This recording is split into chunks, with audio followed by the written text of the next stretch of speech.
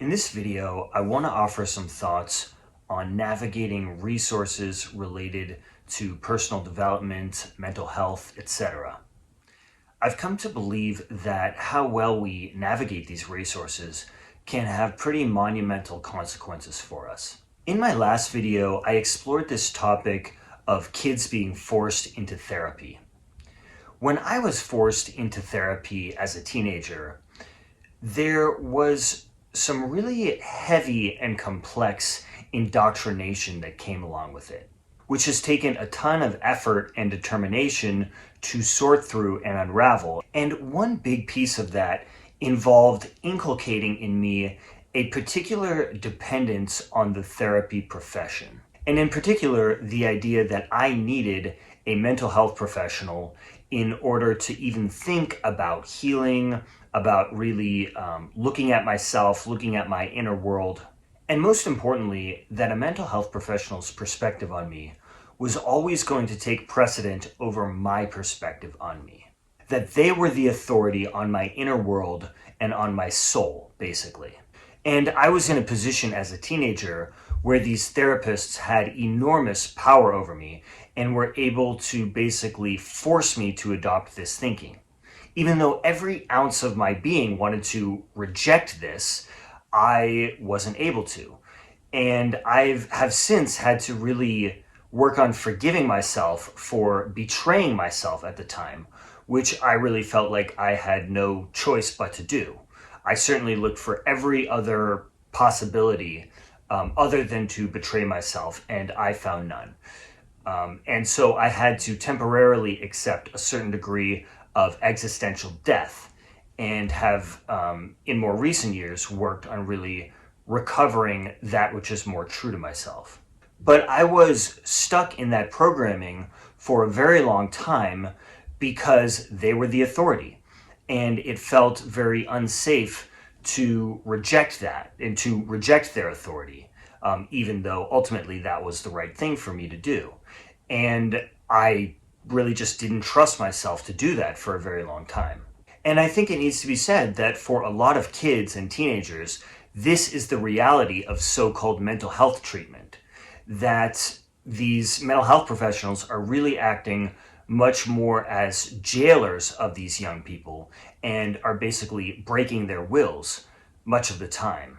But that this harm being done to them sort of occurs in a vacuum because there's this narrative surrounding it that they're in treatment and they're getting help and it's good for them, even when in reality it may be nothing of the sort. And a lot of us haven't even believed ourselves about it because we've been taught not to trust ourselves. And we've been afraid to speak out about it because we have been basically convinced that we'll be seen as crazy, that nobody's going to listen to us. Looking back on it, I think a lot of what was happening was I was basically being molded by these mental health professionals into their subject, into somebody who sees themselves in these terms. And this might otherwise have turned me into a lifelong patient of that profession. And so there was this experience of really losing my power and having to give it away to these people. And so because of this indoctrination, it was hard for me to accept that I could look outside of that profession when it came to my own growth, when it came to healing, to introspection, etc. Most importantly, that I could look to myself, that I could think for myself about these areas, that I could really develop my own inner authority, my own perspective on myself, on my life, on what it was going to take for me to heal, on the truth of my experience and the truth of my history.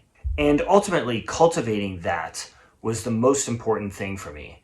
And I have found a number of resources over the years that have helped me with that. And so that's always been my North Star. When I encounter resources that I think might be helpful, the question for me is always, is that going to help me to further strengthen that inner voice and that perspective and my own real power, or is it going to undermine that? The various personal development resources that I found helpful have included one or two licensed therapists, actually, a number of sort of spiritual life coach type people, A number of YouTube channels have been very helpful for me, and countless books and articles. Now, there's generally a belief permeating much of our society that anybody who talks about these areas of personal development, of emotional healing, that kind of a thing, who is not a licensed mental health professional, is basically a charlatan or a quack. And I think that this needs to be pushed back against a bit. While I agree that there is a lot of harm done in that space and there's a lot of charlatanry in that space, I don't think that it's inherently illegitimate. I think that it's more of a mixed picture. I think there's some good there and there's some bad there.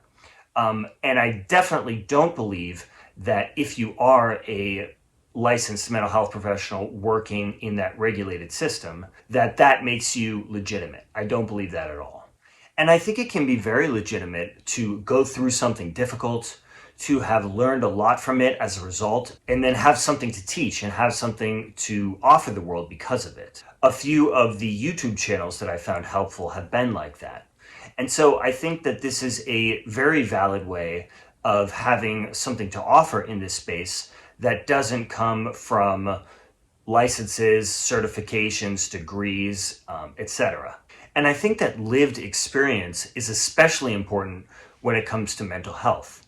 I'm really skeptical about the ability of somebody to help you work through these things if they haven't worked through them themselves. I think that one of the basic premises of the mental health system is that this is basically a technical issue, that you can get this training and get this license, and then you're qualified to help somebody with that.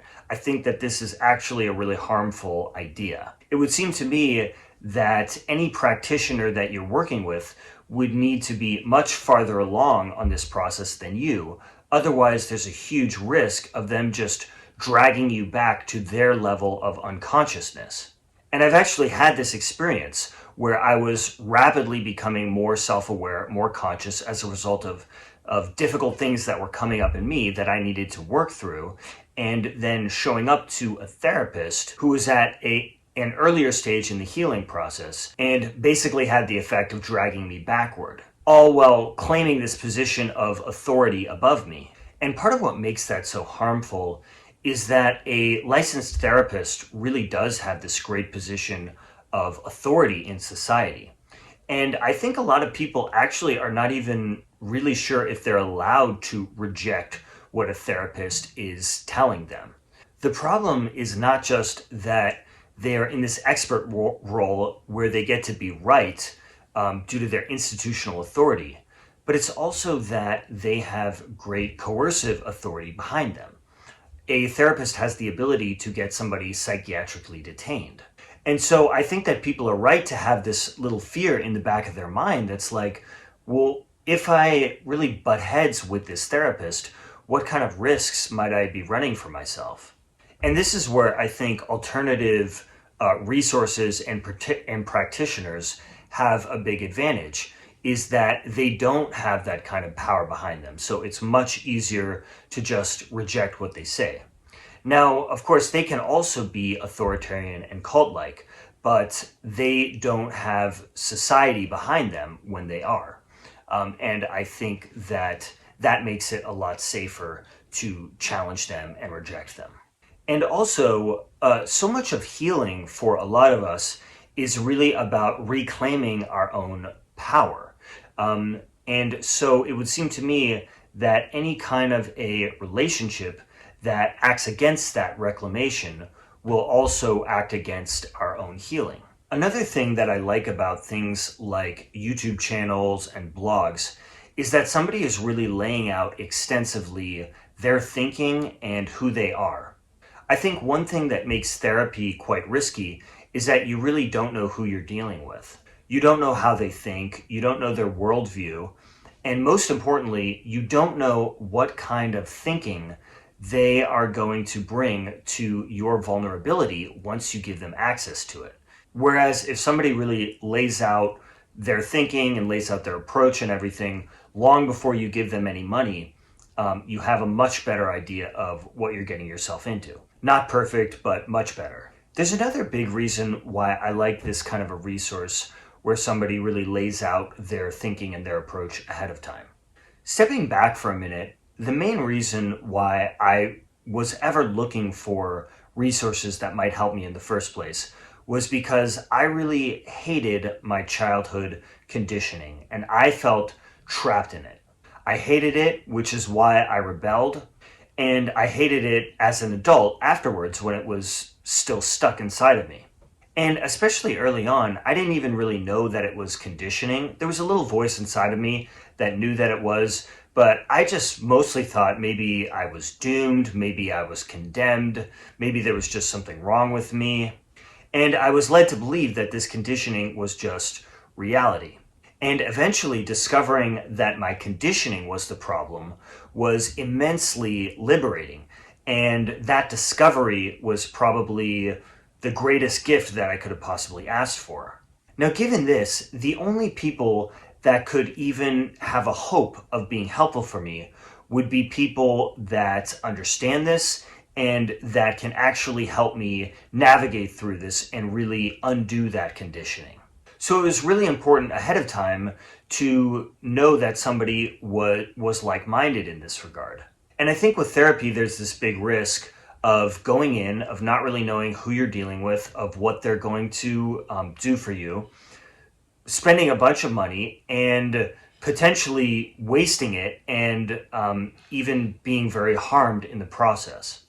And yet we're encouraged that this is safe to do because the therapist is licensed, they have the appropriate knowledge, etc. So these are some of my thoughts generally on navigating personal development resources and why I think that alternative personal development resources can be valuable.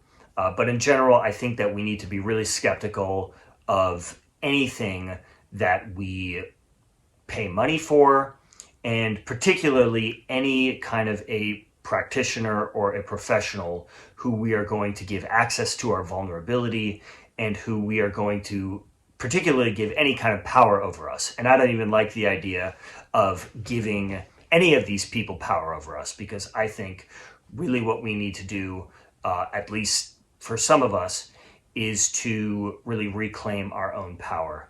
And so it's great to kind of seek out resources that really help us do that. So I really hope that this video has been helpful for you. Please consider sharing it. Please subscribe to the channel if you haven't done so already. Thank you so much for watching this video all the way to the end, and I look forward to having you for the next one.